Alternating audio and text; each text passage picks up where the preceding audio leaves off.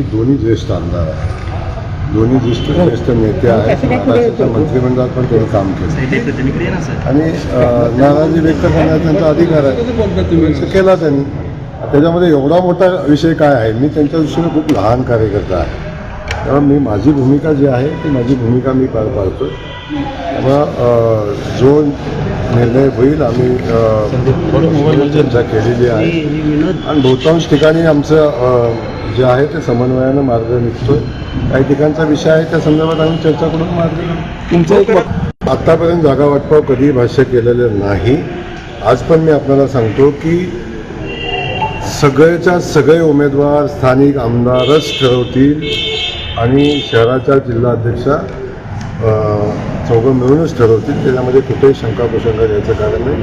जयकुमार गोरेचा व्यक्तिगत एकही उमेदवार सोलापूरमध्ये नाही, त्यामुळे तो तेच ठरवतील. शहरामध्ये कुणासोबत युती करायची आहे, जरी प्रस्ताव निवडणुकीचा प्रभारी म्हणून माझ्याकडे आला तरीसुद्धा स्थानिक आमदाराशी चर्चा करूनच त्याचा निर्णय होईल. शेजारी थोडासा विषय तो आहे, एकमेकाच्या मतदारसंघामध्ये एकमेकाचे कार्यकर्ते आहेत आणि त्या अनुषंगानं एकमेकाच्या मतदारसंघात मागणी आहे. मला वाटतं तेच मुख्य कारण आहे ते. आमची मतदारसंघाच्या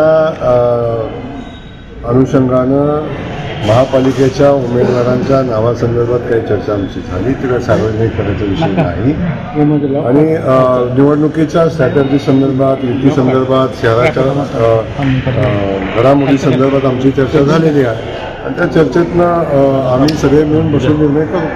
मला आपल्याला एक सांगायचं आहे की भारतीय जनता पक्ष सोलापूर शहरा एवढा मजबूत मला वाटत नाही दुसरा कुठं आहे. एवढी मजबूती पक्षामध्ये आहे, कार्यकर्त्यांची संख्या प्रचंड आहे, प्रत्येक आमदारांच्या कार्यकर्त्यांची संख्या नगरसेवक व्हायला इच्छुक असणाऱ्या प्रचंड आहे. एवढ्या प्रचंड कार्यकर्ते जेव्हा आहेत एकमेकांसोबत आणि ताकद तेवढी प्रचंड आहे, या परिस्थितीत थोडीशी होणार आहे, तिकिटा संदर्भात चर्चा होणार, थोडी घासाघासी होईल, थोडी नाराजी होईल. तेव्हा तुम्ही चिंता करू नका, अगदी व्यवस्थित मार्ग निघेल आणि आम्ही सगळे बसून योग्य मार्ग काढू. मी तुम्हाला पहिल्या दिवशी आठवतोय की पहिल्या दिवशी सांगितलं की शहराची निवडणूक ही स्थानिक आमदाराच्या नेतृत्वाखाली होईल. इथले उमेदवार स्थानिक आमदारच ठरवतील, स्थानिक आमचा पक्ष ठरवेल आणि इथल्या निवडणुकीच्या अनुषंगानं जी रणनीती युतीच्या संदर्भात आहे तेच निर्णय घेतील. या सगळ्यांचा समन्वयक म्हणून काम करण्याची जबाबदारी माझी आहे, ती जबाबदारी पार पाडू म्हणून काम करतो. तेव्हा माझ्यावर नाराजी व्यक्त करणं ह्याच्यावर दुसऱ्या कोणावर करणार, तर माझ्यावर नाराजी व्यक्त होणार. जे काय चांगलं झालं ते आमदारांनी केलं, जे काय खराब झालं ते पालकमंत्र्यांनी. मी आजही सांगतो, बहुतांश कार्यकर्ते जे पक्षासोबत आहेत, पक्षाशी एकनिष्ठ आहेत, पूर्वीपासून कार्यकर्ते आहेत, त्यांनाच तिकीट मिळेल बहुतांश. आणि काही राजकारणामध्ये काही गोष्टी आपल्याला गणित बसवायला लागतात. शेवटी राजकारण आणि युद्ध त्या त्या परिस्थितीनुसार लढलं जातं, त्यामुळे काही निर्णय घ्यायला लागतात. पण बहुतांश उमेदवार हे भारतीय जनता पक्षाचे मूळ कार्यकर्ते असतील आणि निष्ठावान कार्यकर्ते.